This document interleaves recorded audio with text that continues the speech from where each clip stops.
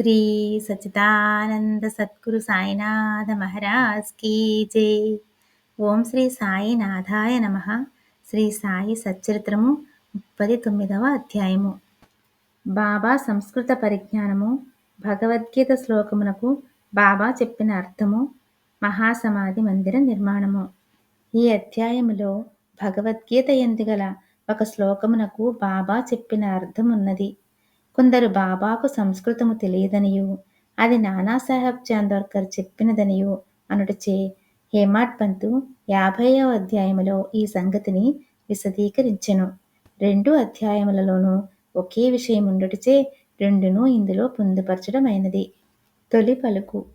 షిరిడీ పవిత్రమైనది, ద్వారకామాయి పావనమైనది. ఏలాన శ్రీ సాయి అచటనే నివసించుచు, తిరుగుచు, మసలుచు తుదకు అక్కడనే మహాసమాధి పొందిరి. షిరిడీ గ్రామ ప్రజలు ధన్యులు. వారి సర్వకార్యములను బాబా నెరవేర్చుచుండెను. బాబా వారి కొరకే చాలా దూరం నుండి అచటకు వచ్చెను. మొదట షిరిడీ చాలా చిన్న గ్రామము. సాయిబాబా అచట నివసించుటచే దానికి గొప్ప ప్రాముఖ్యము వచ్చెను. తుదకది పవిత్రమైన యాత్రాస్థలం ఆయను. అచట నుండి స్త్రీలు కూడా ధన్యులు. బాబా యందు వారి భక్తి నిస్సంశయముగా పరిపూర్ణమైనది. బాబా మహిమను వారు స్నానం చేయునప్పుడు, విసరునప్పుడు, రుబ్బునప్పుడు, ధాన్యము దంచునప్పుడు, తదితర గృహ కృత్యములు చేయునప్పుడు పాడుచుండెడి వారు. వారి భక్తి ప్రేమలు పావనములు. వారు చక్కని పాటలు పాడుచుండెడివారు. అవి పాడిన వారికి, విన్నవారికి మనశ్శాంతి కలుగచేయుచుండెను. బాబా చెప్పిన అర్థము. బాబాకు సంస్కృతము వచ్చునని నమ్మువారుండరు. ఒకనాడు భగవద్గీతలోని ఒక శ్లోకమునకు బాబా చక్కని అర్థమును నానాసాహెబ్ చాందోర్కర్కు బోధించి ఆశ్చర్యము కలుగచేసెను. ఈ విషయమును గూర్చి బివి దేవి గారు వ్రాసినారు. వారు స్వయముగా నానాసాహెబ్ చాందోర్కర్ వద్ద నుంచి కొన్ని సంగతులు తెలుసుకున్నచే ఆ వృత్తాంతము ఈ దిగువ నివ్వబడెను. నానాసాహెబ్ చాందోర్కర్ వేదాంతమును బాగా చదివినవారు. ఆయన భగవద్గీతను వివిధ వ్యాఖ్యానములతో చదివి ఉన్నందున తన పాండిత్యమునకు గర్వించుచుండెను. బాబాకి విషయము కాని సంస్కృతము కాని తెలియదని ఆయన అభిప్రాయము. అందుచే ఒకనాడు బాబా అతని గర్వమణిచెను. ఆ తొలి రోజులలో భక్తులు గుంపులు గుంపులుగా రానప్పుడు బాబా భక్తుల సంశయములను తీర్చుటకు ఒంటరిగా వారితో మసీదులో మాట్లాడుచుండిరి. బాబా దగ్గర నానా కూర్చుని వారి కాళ్ళ నొత్తుచు నోటిలో ఏదో గుణుగుకొనుచుండెను. బాబా, నానా, ఏమి గుణుగుచున్నావు? నానా, సంస్కృత శ్లోకమును వల్లించుచున్నాను. బాబా, ఏ శ్లోకము? నానా, భగవద్గీతలోనిది. బాబా, గట్టిగా చదువుము. నానా, భగవద్గీత 4వ అధ్యాయము 34వ శ్లోకము ఈ క్రింది విధముగా చదివెను. తద్విద్ధి ప్రణిపాతేన పరిప్రశ్నేన సేవయా ఉపదేక్ష్యంతి తే జ్ఞానం జ్ఞానినః తత్వదర్శినః. బాబా, నానా, అది నీకు బోధపడినదా? నానా, అవును. బాబా, నీకు తెలిసినచో నాకు చెప్పుము. నానా, దాని తాత్పర్యమిది. సాష్టాంగ నమస్కారము చేయుట అనగా పాదములపై పడుట, గురుని ప్రశ్నించుట, వారి సేవ చేయుట ద్వారా ఈ జ్ఞానమును తెలుసుకునుము. అప్పుడు మోక్షమును పొందు జ్ఞానము కలవారు అనగా పరబ్రహ్మమును తెలిసిన వారు ఆ జ్ఞానమును ఉపదేశించెదరు. బాబా, నానా, శ్లోకము యొక్క తాత్పర్యము అక్కర్లేదు. ప్రతిపదార్థము, వ్యాకరణము మరియు దాని అర్థము చెప్పుము. అప్పుడు నానా ప్రతి పదమునకు అర్థము చెప్పెను. బాబా, నానా, ఉత్త సాష్టాంగ నమస్కారము చేసినచో చాలునా? నానా, ప్రణిపాత అను పదమునకు ఇంకొక అర్థము నాకు తెలియదు. ప్రణిపాత అనగా సాష్టాంగ నమస్కారమని నాకు తెలియను. బాబా, పరిప్రశ్న అనగానేమి? నానా, ప్రశ్నలడుగుట. బాబా, ప్రశ్న అనగానేమి? నానా, అదే అనగా ప్రశ్నించుట. బాబా, పరిప్రశ్న అన్నను ప్రశ్న అన్నను ఒకటే అయినచో వ్యాసుడు పరి అను ప్రత్యయమును ప్రశ్నకు ముందేలా ఉపయోగించెను? వ్యాసుడు తెలివి తక్కువవాడా? నానా, పరిప్రశ్న అను మాటకు నాకితర అర్థమేమీయూ తెలియదు. బాబా, సేవ అనగా నెట్టిది? నానా, ప్రతిరోజు మేము చేయుచున్నట్టిది. బాబా, అట్టి సేవ చేసిన చాలునా? నానా, సేవ అను పదమునకింకనూ వేరే అర్థమేమి కలదో నాకు తోచుటలేదు. బాబా రెండవ పంక్తిలోని ఉపదేక్షంతి తే జ్ఞానం అను దానిలో జ్ఞానమను పదమును ఉపయోగించకుండా ఇంకొక పదము ఉపయోగించగలవా? నాన్న అవును. బాబా ఏ పదము? నాన్న అజ్ఞానము. బాబా జ్ఞానమునకు బదులు అజ్ఞానము ఉపయోగించినచో ఈ శ్లోకములో ఏమైనా అర్థము కలదా? నాన్న లేదు. శంకర భాష్యము ఆ విధముగా చెప్పుటలేదు. బాబా వారు చెప్పనిచో పోనిమ్ము. అజ్ఞానము అను పదము ఉపయోగించిన ఎడల తగిన అర్థము వచ్చినప్పుడు దానిని ఉపయోగించుటకేమైనా ఆక్షేపణ కలదా?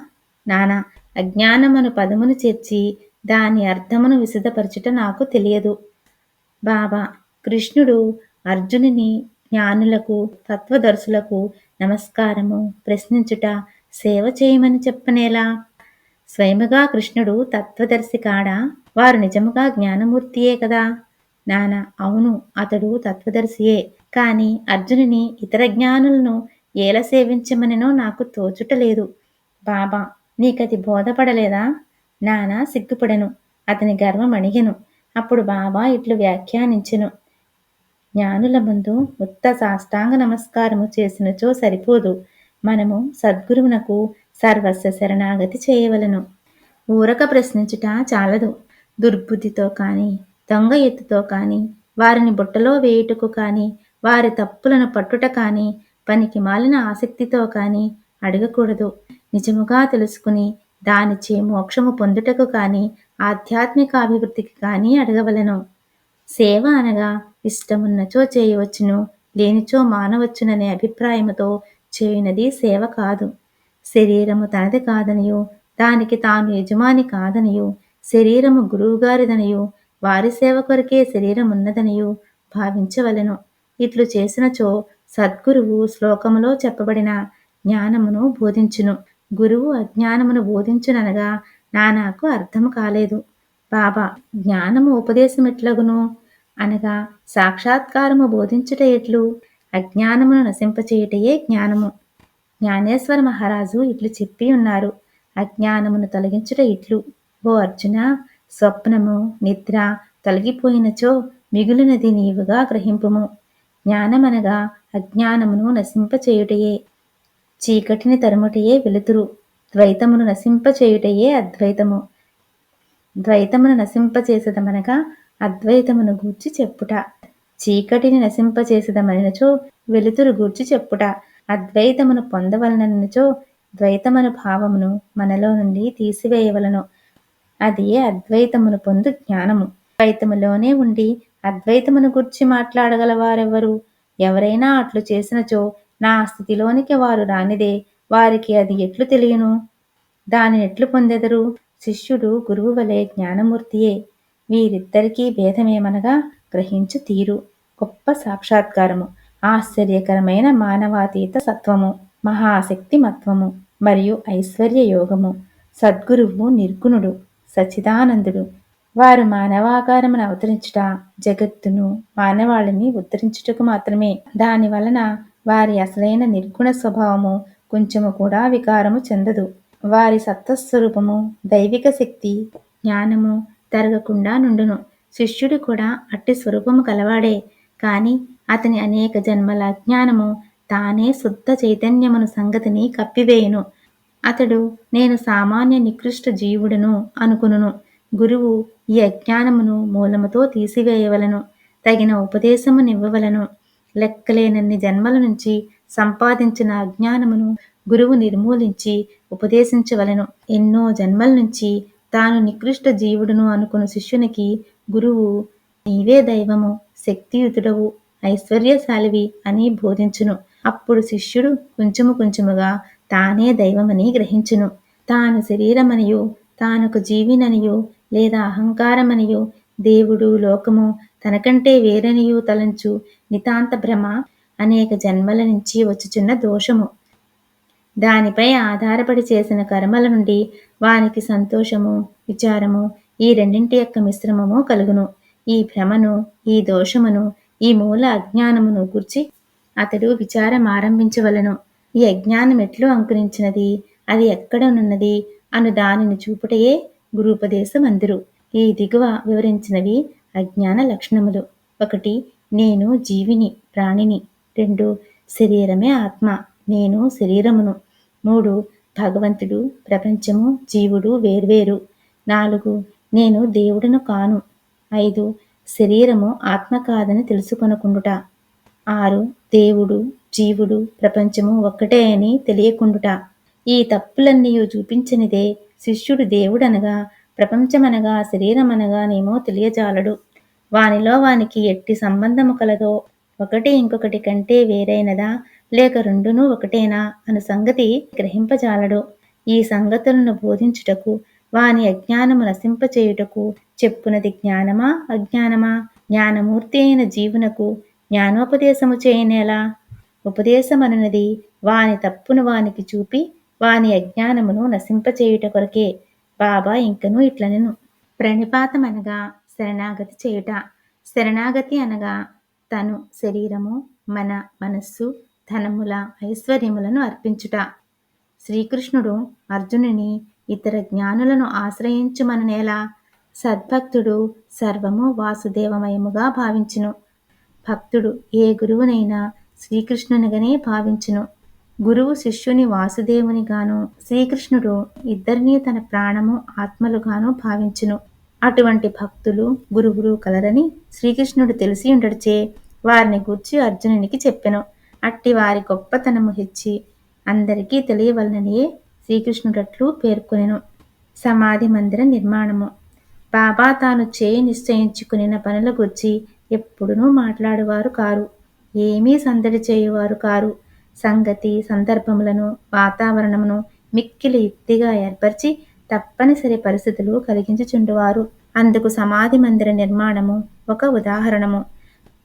నాగపూర్ కోటీశ్వరుడు శ్రీమాన్ బాపు సాహెబ్ బూటి షిరిడీలో సకుటుంబముగా నుండెడివాడు. అతనికి అచట సొంత భవనముండిన బాగుండునని ఆలోచన కలిగెను. కొన్నాళ్ల పిదప దీక్షితవాడాలో నిద్రించుచుండగా అతనికొక దృశ్యము కనిపించెను. బాబా స్వప్నములో నగుబడి ఒక వాడాను మందిరముతో సహా నిర్మించుమనెను. అచట నిద్రించుచున్న శ్యామకు కూడా అట్టి దృశ్యము కనిపించెను. బాపూసాహెబ్ లేచి శ్యామ ఏడ్చుచుండుట చూచి కారణమడిగెను. శ్యామ ఇట్లు చెప్పెను. బాబా నా దగ్గరికి వచ్చి ఒక మందిరముతో సహా వాడాను నిర్మింపుము, నేను అందరి కోరికలను నెరవేర్చెదనెను. బాబా ప్రేమ మధురమైన పలుకులు విని భావావేశమున మైమరిచితిని. నా గొంతుక ఆర్చుకుని పోయెను. నా కండ్ల నుండి నీరు కారుచుండెను. నేను ఏడ్చుట మొదలెడితిని. వారిద్దరి దివ్య స్వప్నములు ఒకటే అయినందులకు బాపూసాహెబ్ బూటి విస్మయమందెను. ధనవంతుడొకటి చేతను, చేతనైన వాడొకటి చేతను అచటొక వాడాను నిర్మించుటకు నిశ్చయించుకుని మాధవరావు సహాయముతో ఒక ప్లాన్ గీసెను.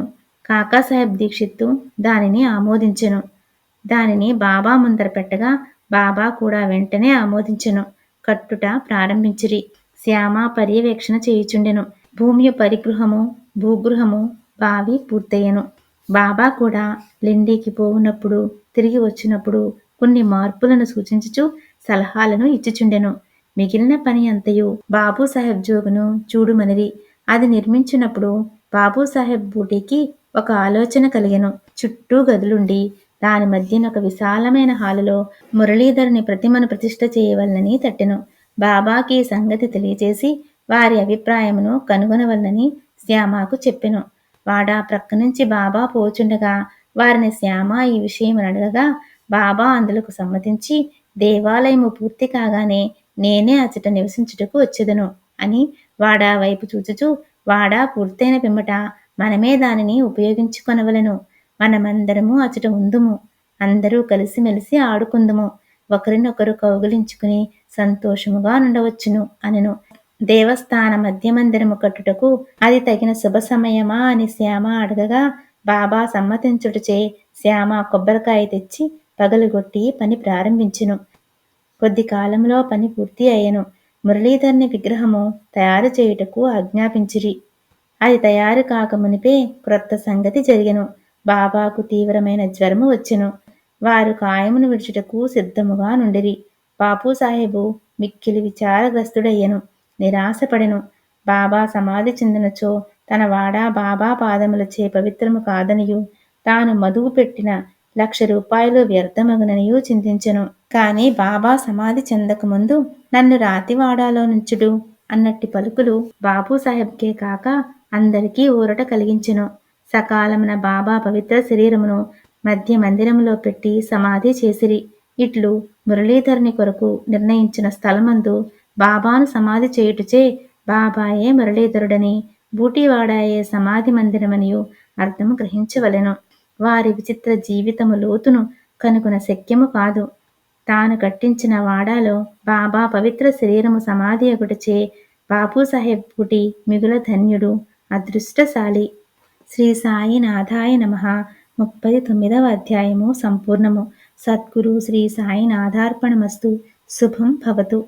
శ్రీ సచ్చిదానంద సద్గురు సాయినాథ మహారాజ్ కీ జై.